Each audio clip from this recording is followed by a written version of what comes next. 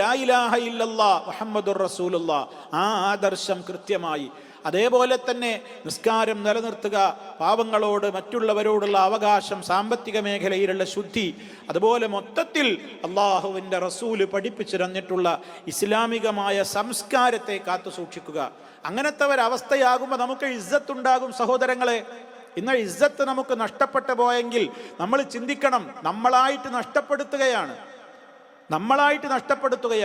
കാലികമായ ഒരുപാട് വിഷയങ്ങൾ നോക്കൂ. ഇപ്പോൾ നോക്കൂ നിങ്ങൾ, മുസ്ലിം ഉമ്മത്തിനെ സംബന്ധിച്ചിടത്തോളം വിശുദ്ധ ഖുർആനും തിരുസുന്നത്തും കൃത്യമായി അവരിൽ നിർബന്ധമാക്കിയിട്ടുള്ളൊരു നിയമമാണ്, മുസ്ലിം സ്ത്രീകളോട് പറഞ്ഞിട്ടുള്ള നിയമമാണ്, അവർ അവരുടെ ശിരോവസ്ത്രം ധരിക്കണം, അത് മാറിലൂടെ താഴ്ത്തിയിടണം എന്നുള്ളത്, തലമറക്കണം. അത് ഇസ്ലാമിൻ്റെ അടിസ്ഥാനപരമായ നിയമമാണ് സ്ത്രീകളോട്. അതിൽ ആർക്കെങ്കിലും ഒരു അഭിപ്രായ വ്യത്യാസമില്ല. പക്ഷേ നിങ്ങൾ നോക്കൂ, നമ്മുടെ സമൂഹം, ആ സമൂഹത്തോട് ഏതെങ്കിലും ആളുകൾ, മുസ്ലിം പേരുള്ള ചില ആളുകളോട് എന്താണ് നിങ്ങൾക്ക് അതിനെക്കുറിച്ച് അഭിപ്രായം എന്ന് ചോദിക്കുമ്പോൾ തട്ടമിട്ട് വരണോ, തട്ടമിടാതെ വരണോ എന്നൊക്കെ ക്യാമ്പസുകളിലൊക്കെയുള്ള ചില ആളുകളോട് ചില മീഡിയക്കാർ പോയിട്ട് ഇൻ്റർവ്യൂ നടത്തുമ്പോൾ ചിലരൊക്കെ പറയുന്ന മറുപടി എന്താണ്? മുസ്ലിമീങ്ങളെന്ന് പറയുന്നവർ പോലും പറയുന്ന മറുപടി എന്താ? അത് വേണമെങ്കിൽ സ്വീകരിക്കാവുന്നൊരു ഡ്രസ് കോഡാണ്, നിർബന്ധമൊന്നുമില്ല. ആരായി പറയുന്നത്? മുസ്ലിം പേരുള്ള പെൺകുട്ടി, അല്ലെങ്കിൽ മുസ്ലിം പേരുള്ളവൾ, മുസ്ലിം പേരുള്ളവൻ. ഒരു മുസ്ലിമിനത് പറയാൻ കഴിയോ? ആ മുസ്ലിമിന് അറിഞ്ഞുകൂടെ ഇത് നിർബന്ധമായ നിയമമാണെന്ന്? അപ്പോൾ അതുപോലും അറിയാതെ വേണമെങ്കിൽ ആവാം, വേണ്ടെങ്കിൽ വേണ്ട, അത്ര നിർബന്ധമുള്ളൊരു കാര്യമൊന്നുമല്ല എന്ന് പറയുന്നുവെങ്കിൽ ആ വ്യക്തിക്ക്, ആ മറുപടി പറയുന്നയാൾക്ക് ഇസ്ലാമിൻ്റെ ബാലപാഠം പോലും അറിയില്ലെന്നല്ലേ അതിൻ്റെ അർത്ഥം? ഞാനൊരു ഉദാഹരണം പറഞ്ഞതാണ്. എങ്കിൽ ഇസ്സത്തോടുകൂടി ഒറ്റ വാക്കായിക്കൊണ്ട് ഒന്നിച്ചു നിന്നുകൊണ്ട് ഇത് വിശുദ്ധ ഖുർആനിൻ്റെയും തിരുസുന്നത്തിൻ്റെയും നിയമമാണ്, ഇത് മതത്തിൻ്റെ അടിസ്ഥാനപരമായ എല്ലാവരും പാലിക്കേണ്ടുന്ന, പാലിച്ചില്ലെങ്കിൽ മരണാനന്തര ജീവിതത്തിൽ നരകശിക്ഷ ലഭിക്കുമെന്ന് ഗൗരവത്തോടെ മുന്നറിയിപ്പ് നൽകപ്പെട്ടിട്ടുള്ള ഞങ്ങളുടെ മൗലികമായ ഒരു മര്യാദയാണത് എന്ന് പറയാൻ ഒന്നിച്ചുള്ള ഒരു ശബ്ദം ഈ മുസ്ലിം ഉമ്മത്തിന് നഷ്ടപ്പെട്ടു പോയത് എന്തുകൊണ്ട്? അവരുടെ കൂട്ടത്തിൽ തന്നെ അതത്ര ആവശ്യമൊന്നുമില്ല, വേണ്ടാന്ന് പറയാൻ ആളുകളുണ്ടായി. റബ്ബിൻ്റെ സഹായം ഉണ്ടാകുമോ? ആലോചിച്ചു നോക്കൂ. ഇതേപോലെ ഓരോ വിഷയങ്ങളും നോക്കൂ. ഒന്നിച്ചു ഉയരേണ്ടുന്ന ശബ്ദങ്ങൾ വിഘടിച്ചു പോകുന്നു. അപ്പോൾ ഇതിനെ സംബന്ധിച്ചിടത്തോളം ആളുകളുടെ മനസ്സിൽ ഇതാ അത്രയുള്ളൂ, അവർ പോലും പറയുന്നത് കേട്ടില്ലേ എന്നാണ് പുറമേ ഇതൊക്കെ കേൾക്കുന്ന ആളുകൾ വിലയിരുത്തുന്നത്.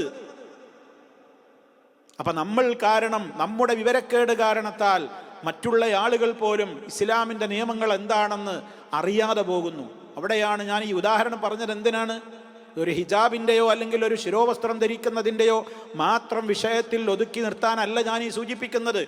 എന്തെന്ത് വിഷയങ്ങൾ ലോകത്ത് വരുമ്പോഴും ഒരു മുസ്ലിമിന് എന്താണ് ഇസ്ലാം അതിൽ പറയുന്നത് എന്ന കൃത്യമായ കാര്യം സമൂഹത്തോട് അല്ലെങ്കിൽ ചോദിക്കുന്നവരുടെ മുമ്പിൽ വ്യക്തമാക്കി കൊടുക്കുവാനുള്ള ഒരു അവബോധം, കൃത്യമായ ഒരു അറിവ് ഓരോ മുസ്ലിമിനും നിർബന്ധമായും ഉണ്ടാവേണ്ടതല്ലേ?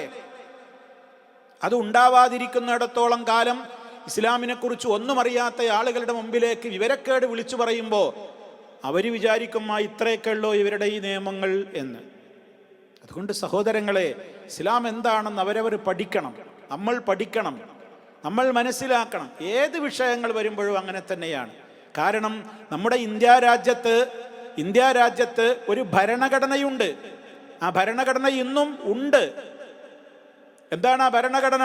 ആ ഭരണഘടനയിൽ അവിടെ ജീവിക്കുന്ന, ഇന്ത്യയിൽ ജീവിക്കുന്ന ഏതൊരു പൗരനും അവൻ വിശ്വസിക്കുന്ന, അവൻ ഇഷ്ടമുള്ള ആശയം വിശ്വസിക്കാനും അത് ആചരിക്കാനും അതിലേക്ക് മറ്റുള്ളവരെ സമാധാനപൂർണമായ അന്തരീക്ഷത്തിൽ സമാധാനത്തോടുകൂടെ ക്ഷണിക്കാനും അത് പ്രചരിപ്പിക്കാനും ഒക്കെ സ്വാതന്ത്ര്യം വകവെച്ച് നൽകപ്പെട്ടിട്ടുണ്ട്. നമ്മുടെ ഒരു റൈറ്റാണത്, അവകാശമായിക്കൊണ്ട് നമ്മുടെ ഭരണഘടന അനുവദിച്ചിട്ടുള്ളൊരു കാര്യമാണ്.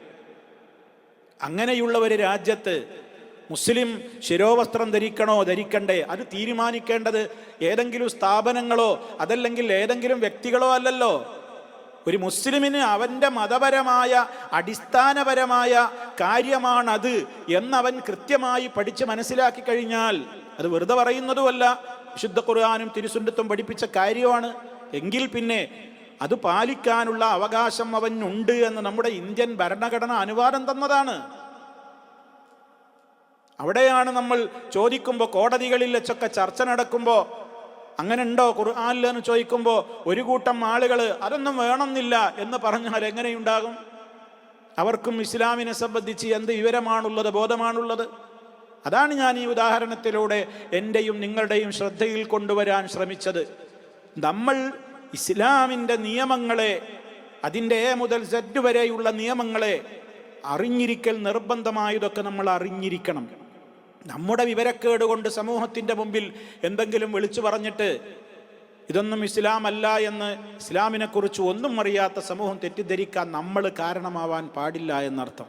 അതുകൊണ്ട് സുഹൃത്തുക്കളെ, ഇസ്സത്തോടുകൂടി അന്തസ്സോടുകൂടി ഒരു രാജ്യത്ത് ജീവിക്കുവാനുള്ള അവകാശം നമ്മുടെ ഭരണഘടന നമുക്ക് ഉറപ്പു തരുന്നു. അതിനേക്കാൾ അപ്പുറം റഹ്മാനായ റബ്ബ് നമ്മോട് വാഗ്ദത്തം ചെയ്യുന്നു. ആ വാഗ്ദത്തത്തിൽ ഒരിക്കലും ലംഘിക്കുകയില്ല എന്നുള്ളത് അള്ളാഹുവിൻ്റെ കൃത്യമായ നാളിതുവരെ നടന്നു പോന്നിട്ടുള്ള എല്ലാ കഥകളും എല്ലാ സംഭവങ്ങളും അതിൻ്റെ തെളിവുകളാണ്. റബ്ബൊരിക്കലും അവൻ്റെ വാക്ക് മാറ്റുകയില്ല. എവിടെയെങ്കിലും പരാജയം വരുന്നുവെങ്കിൽ, എവിടെയെങ്കിലും ഈ വചനത്തിൽ നമുക്ക് നൽകപ്പെട്ടിട്ടുള്ള സുവിശേഷങ്ങൾക്ക് വിരുദ്ധമായി വല്ലതും കാണുന്നുവെങ്കിൽ അത് നമ്മുടെ പോരായ്മയായി നമ്മൾ മനസ്സിലാക്കണം. അതുകൊണ്ട് വിശുദ്ധ ഖുർആൻ ഈ ആയത്തുകളുണ്ടല്ലോ, ഇത് നമ്മൾ നെഞ്ചേറ്റേണ്ടുന്ന വചനങ്ങളാണ്. വിശുദ്ധ ഖുർആനിലെ എല്ലാ ആയത്തുകളും അങ്ങനെ തന്നെയാണ്.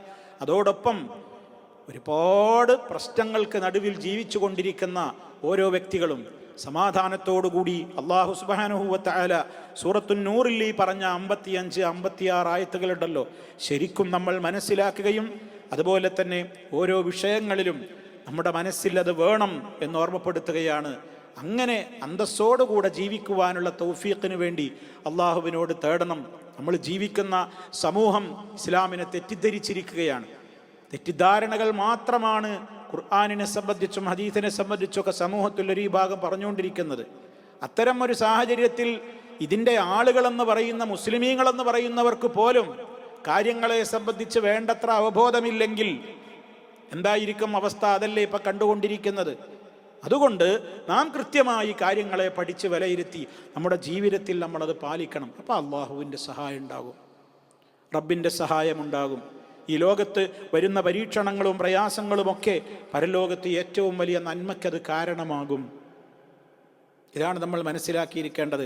അല്ലാഹു സുബ്ഹാനഹു വ തആല അവൻ്റെ വിശുദ്ധ ഖുർആനിലൂടെ നബി സല്ലല്ലാഹു അലൈഹി വസല്ലമിൻ്റെ തിരുവചനങ്ങളിലൂടെ നമുക്ക് പഠിപ്പിച്ചു തന്നിട്ടുള്ള ഇസ്സത്തിൻ്റെയും അന്തസ്സിൻ്റെയും ഏതെല്ലാം കാര്യങ്ങളും മാർഗങ്ങളുമുണ്ടോ അതൊക്കെ നമ്മുടെ ജീവിതത്തിൽ പ്രവൃത്തിപഥത്തിൽ കൊണ്ടുവന്നുകൊണ്ട് രണ്ട് ലോകത്തും ഇസ്സത്തോടെ അന്തസ്സോടെ ജീവിക്കുവാൻ തൗഫീക്ക് നൽകപ്പെടുന്ന നല്ലവരിൽ നമ്മെ ഓരോരുത്തരെയും അള്ളാഹു ഉൾപ്പെടുത്തുമാറാകട്ടെ. എല്ലാവിധത്തിലുള്ള പരീക്ഷണങ്ങളിൽ നിന്നും അള്ളാഹു നമ്മെ കാത്ത് രക്ഷിക്കുമാറാകട്ടെ. ലോകത്ത് മുഴുവനും സമാധാനാന്തരീക്ഷം എത്രയും വേഗം പുലരുമാറാകട്ടെ.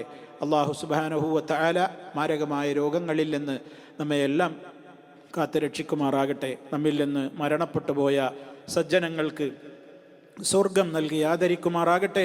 നമ്മയും അവരെയും അല്ലാഹു കത്തിയാളുന്ന ജഹന്നമിൽ നിന്ന് കാത്ത് രക്ഷിക്കുമാറാകട്ടെ. ചെറുതും വലുതുമായ പാപങ്ങൾ അല്ലാഹു പുറത്തു തന്ന് നമ്മെ എല്ലാവരെയും ശുദ്ധീകരിക്കുമാറാകട്ടെ. അല്ലാഹുമ്മ സ്വല്ലി അലാ മുഹമ്മദിൻ വഅലാ ആലി മുഹമ്മദ്. വസ്സലാമു അലൈക്കും വറഹ്മത്തുള്ളാഹി വബറകാതുഹു.